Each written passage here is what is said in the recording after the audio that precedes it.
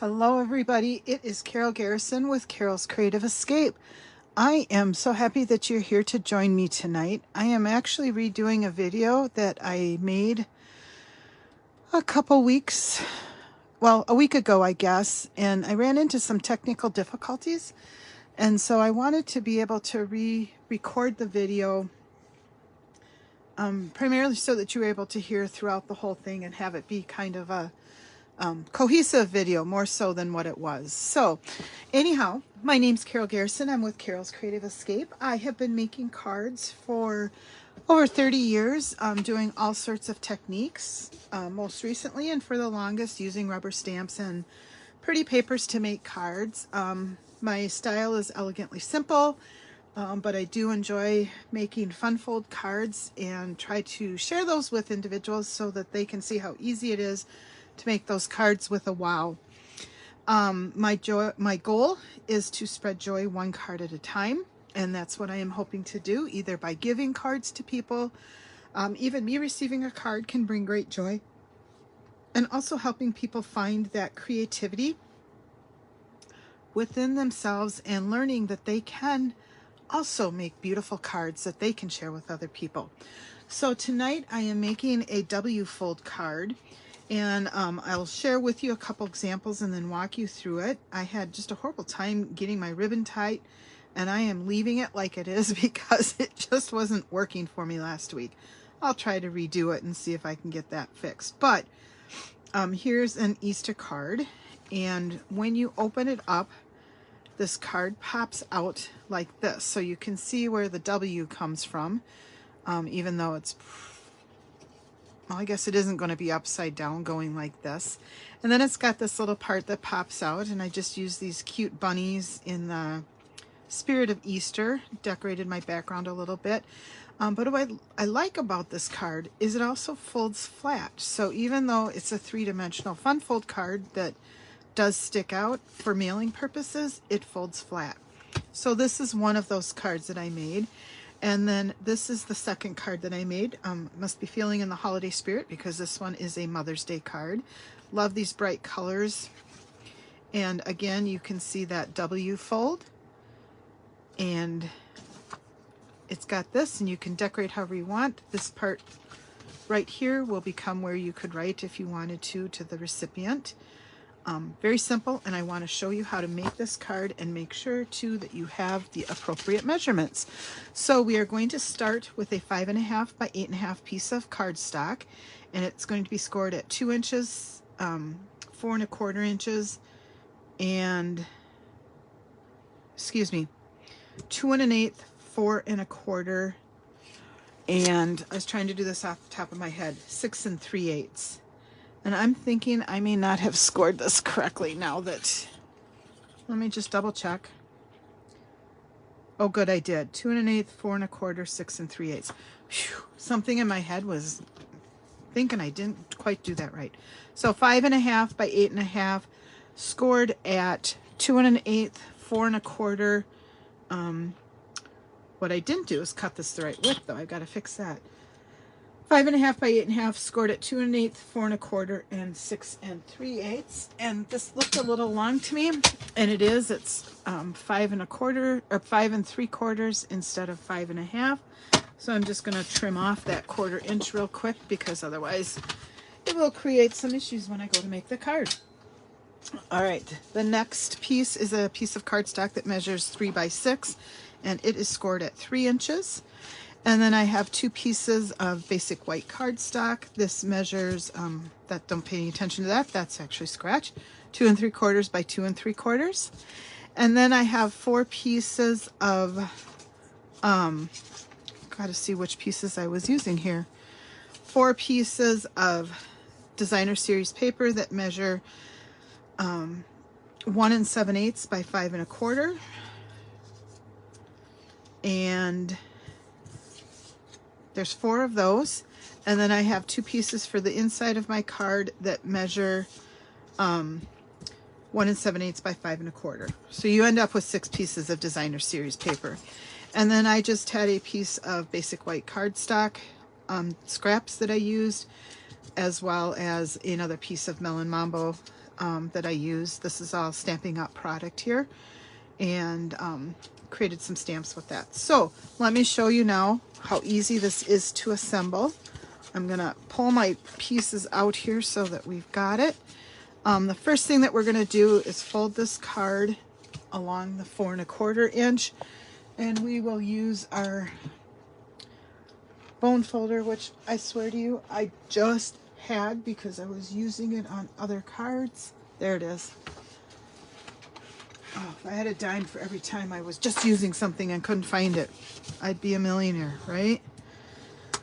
So we're gonna burnish it well on that, and then this piece is going to fold out, and so again I'm going to just do a quick burnishing on that.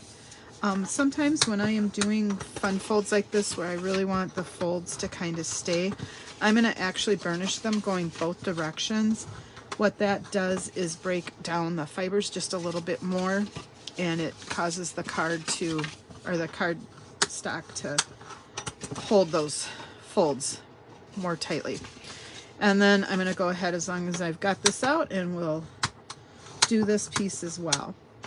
All right, so we've got this piece set up. We might as well decorate that first. I've also got a little bit of ribbon that I'm going to be using.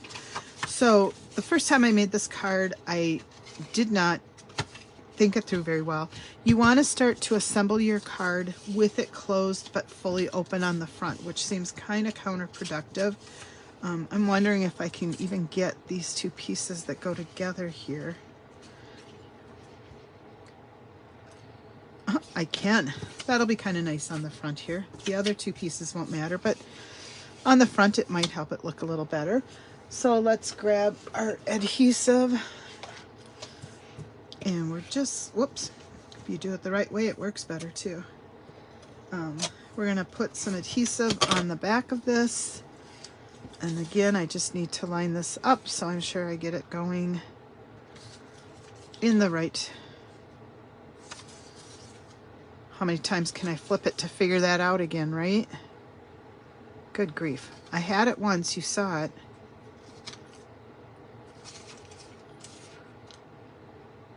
Didn't I?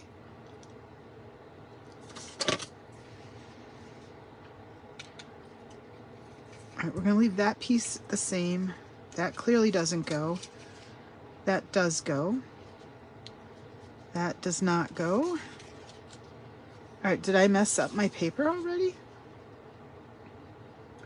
Because I thought I had it lined up really well.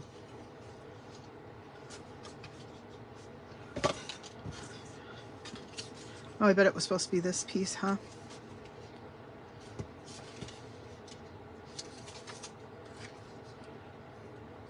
Yep, it's this piece. All right. We're not going to mess that up now. All right.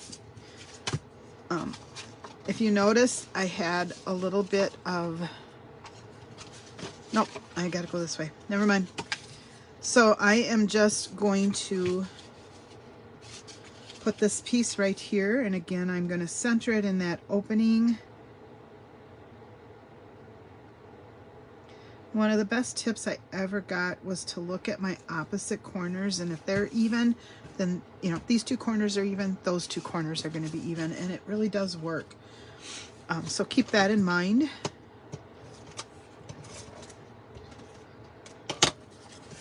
So we're just going to decorate the front just like so. Easy peasy, nothing fancy. Okay, and then on the inside of this one, these two pieces are going to be in the center, and the reason I'm putting these in the center is because I don't want the focus of my card getting distracted. Oh, these aren't going to line up because I cut them in a strip. I want the focus of my card to be on this pop-out piece, so I don't want the two strips that are in the center here to be super fancy and kind of distract from that pop-out. So again, we're just going to center these pieces. Look at your opposite corners. If they match up, the rest will. Well, I don't know why I did my tape this way. Usually I don't do it like that anymore. All right, and then we will center this piece like so. And then of course these two pieces are going to fall on the outside here like that. It's not important that they match up, especially on the inside of your card because they aren't touching. But sometimes my brain goes that way, and so that's what I'm doing tonight.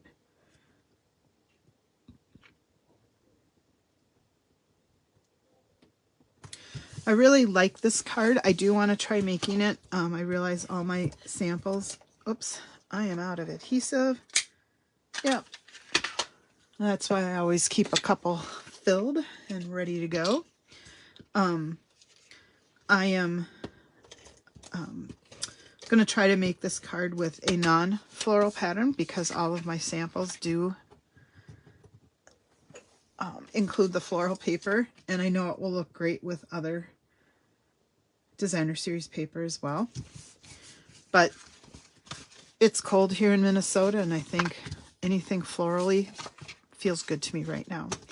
All right, so I have already decorated this using a happy birthday sentiment for the front, and then wishing you every happiness this special day will bring. And I actually just fussy cut some of those flowers out and added to my stamped image the sentiment here, just as a way to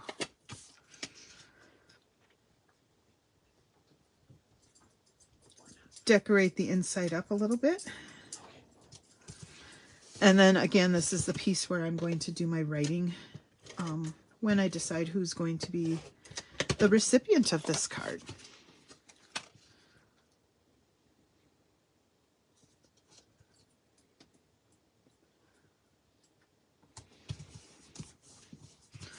All right, and then again, I'm going to just put some adhesive on the back of this and center this. And that gives me a little pop for the front of my card. Now to adhere this to the card, remember this part folds in like a valley. This part is going to be folded like a mountain. Okay, so you've got your valley here and your mountain here. So we're going to put adhesive just on the edge. I do like to use my tear and tape when I am creating fun folds that have what I call an action piece. It's my preference to use tear and tape because it is a little bit stronger. And in this case, I'm actually going to put 2 strips right along the outside edges on both sides. It just gives it a little extra staying power for a card that will probably get moved around just a little bit. I think 1 strip would work, but I feel better doing 2. So up to you if you do 1 or 2 strips. All right. And then I'm just going to press that down because this paper will peel better. I know some people use their take your pick tool to peel the adhesive off. For me, it works just fine to use my non-existent fingernails. And then to get this lined up here, I'm actually going to close my card so just this much is showing. And then I want to center it both up and down. And I'm eyeballing this. And then also in this space right here. And because this measures the same side, the part that I've taped will also be centered in the same way. And then I'm just going to press that down. To get this other side, it's even easier because I really don't have to think about it.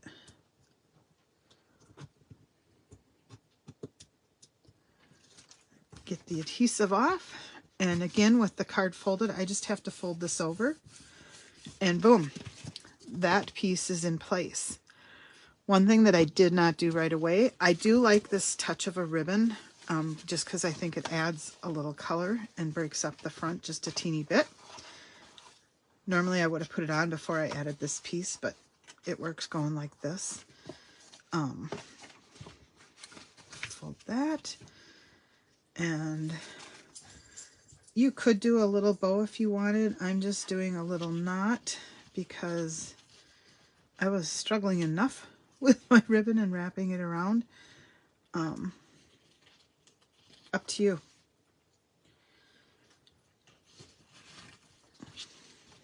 All right. So that just adds a little pop of color. I'll take my trimming scissors and I'm going to cut the tails off the ribbon so they're not quite as long. And then I've got just this little piece here for happy birthday. Put that in the corner. I want the message there, but it doesn't need to be a big to-do.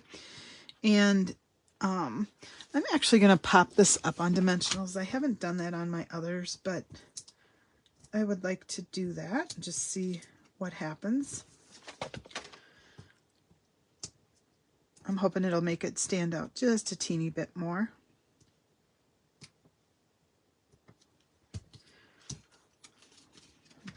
And now we'll just say a happy birthday. And there we go. So my card will open up like this. It can stand and be used as decor for somebody if they want to. They can display this card. It is very bright on the inside and has some brightness on the outside. I think the ribbon, especially with this paper, for some reason really adds a good touch. And with this particular pattern, I do like how it lined up there as well. So again, here are my cards showing this W fold card, Easter birthday and Mother's Day. Thanks for taking the time to watch this video. I appreciate it, and I will see you all next week for Make It Monday. Bye-bye.